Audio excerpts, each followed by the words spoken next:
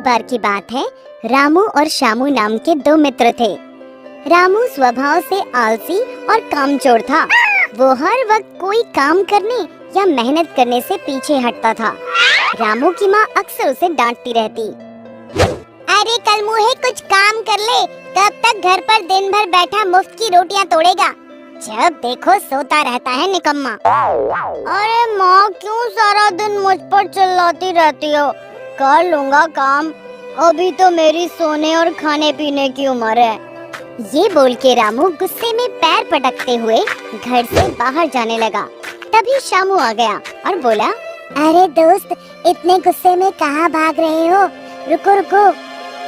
अरे शंभू, माँ सारा दिन बोलती रहती है काम कर काम कर, काश ऐसा हो मुझे कोई काम ना करना पड़े, बस आराम से बैठकर खाने को मिलता रहे, फिर तो जिंदगी के मजे ही मजे हैं।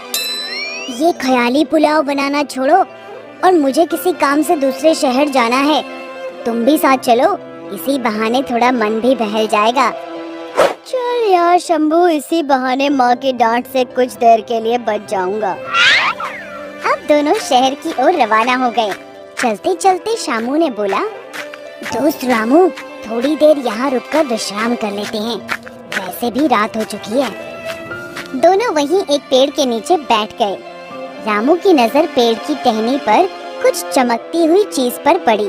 उसने बोला, श्यामू ये क्या चमक रहा है, आओ देखें क्या है। अरे दोस्त रहने दो, पता नहीं क्या है, हम यहाँ से चलते हैं। तुम भी खामखा डरते हो, एक बार पेड़ पर चढ़कर देखें तो सही, आखिर है क्या। दोनों जैसे ही पेड़ पर चढ़ने लगे तभी उन्हें एक आवाज आई, रुको। एक महात्मा जो वहीं नजदीक विश्राम कर रहे थे, उन्होंने दोनों को रोका और बोला, ये रोशनी उस जादुई घर से आ रही है जो उस पेड़ के पीछे बना है। रामू ने जब पेड़ की ओर देखा तो हैरान हो गया।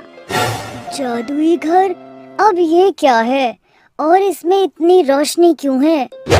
इस घर की एक खासियत है, इसमें रहने वाले व्यक्ति को कोई भी काम नहीं करना पड़ता और ना ही कोई मेहनत करनी पड़ती है, बस आराम से बैठकर खाओ और सो जाओ।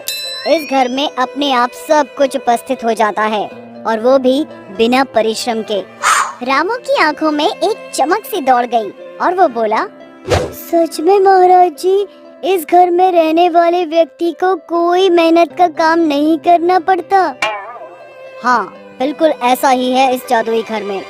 रामू ने मन ही मन सोचा, काश इस घर में रहने को मिल जाए, फिर तो आराम की ही जिंदगी गुजरे, ना कोई मेहनत करनी पड़े और ना रोज रोज माँ के ताने सुनने को मिले। रामू महात्मा जी से बोला, महात्मा जी अगर मुझे इस घर में रहने को मिल जाए तो आपकी बड़ी कृपा होगी। हाँ रह सकते हो, पर इसके लिए तुम्हें एक बात याद रखनी होगी, यदि तुमने एक बार इस जादुई घर में प्रवेश कर लिया तो फिर मेरे बुलाए बिना तुम कभी बाहर नहीं आ सकते। अब रामू सोचने लगा कि मुझे तो बस मेहनत करने से बचना है, ऐसे आलीशान जादुई घर को छोड़कर कौन आना चाहेगा जहाँ सब कुछ अपने आप मिल जाता है। दोस्त ये तुम क्या सोच रहे हो, चलो चलते हैं यहाँ से, देर हो रही है। तुम जाओ, मैं अब इसी जादुई घर में रहूंगा। रामू जादुई घर में जाने लगा। उसने श्यामू की एक न सुनी। श्यामू क्या करता, वहाँ से मायूस होकर चला गया। चमकते जादुई घर को देखकर रामू दंग रह गया। जैसे ही उसने घर के भीतर प्रवेश किया, घर का दरवाजा बंद हो गया। रामू बहुत खुश था। उसने सोचा, बहुत थक गया हूँ, अब कुछ खाने को मंगवाता हूँ, मुझे भूख लगी है, कुछ खाने को दो। ढेर सारे पकवान रामू के सामने लग गए। रामू इतने ढेर सारे पकवान देखकर खुशी से चिल्लाया, इतने सारे पकवान और वो भी बैठे बैठे, अब आएगा ना जिंदगी का मजा। भोजन करने के पश्चात रामू ने सोचा, थोड़ी देर सो जाता हूँ, बहुत नींद आ रही है। रामू सो गया। कुछ देर बाद वो सोकर उठा और फिर कुछ खाने के लिए मंगवाने लगा। फिर उसके आगे ढेर सारे पकवान आ गए। कुछ दिनों तक ऐसे ही चलता रहा। रामू जो मांगता जादुई घर में उसे वही खाने को मिल जाता। अब धीरे धीरे रामू ऊबने लगा, क्योंकि उसके पास खाने और सोने के अलावा कुछ करने को था ही नहीं। उसी एक घर में खाओ और सो जाओ। उसको समझ नहीं आ रहा था कि क्या करे, पर ये उसकी खुद की इच्छा थी कि उसे ऐसी जिंदगी मिले जहाँ मेहनत करे बिना सब कुछ मिल जाए। पर कब तक आप बिना हाथ पैर हिलाए, बिना पसीना बहाए, कोई काम किए बिना बैठकर खा सकते हो? रामू जोर जोर से चिल्लाने लगा, महात्मा जी, मुझे इस घर में नहीं रहना, मुझे यहाँ से बाहर जाना है। मैं मेहनत करके कमा कर खा लूँगा, पर यहाँ तो मैं पागल हो जाऊँगा। माँ, मेरा मित्र शंभू कोई भी नहीं है, मुझे उनके साथ ही रहना है।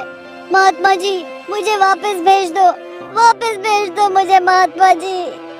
चिल्लाते हुए अचानक से रामू को आवाज आई, अरे निकट्ठू, उठ जा, सूरज सर पर चढ़ाया है, कोई काम ढूंढ ले। अपने मित्र शंभू से कुछ सीख ले, वो कितनी मेहनत करता है। रामू टपक से उठा और घबराया हुआ बोला, माँ तुम, मैं जादुई घर से बाहर आ गया या फिर कोई सपना देख रहा था?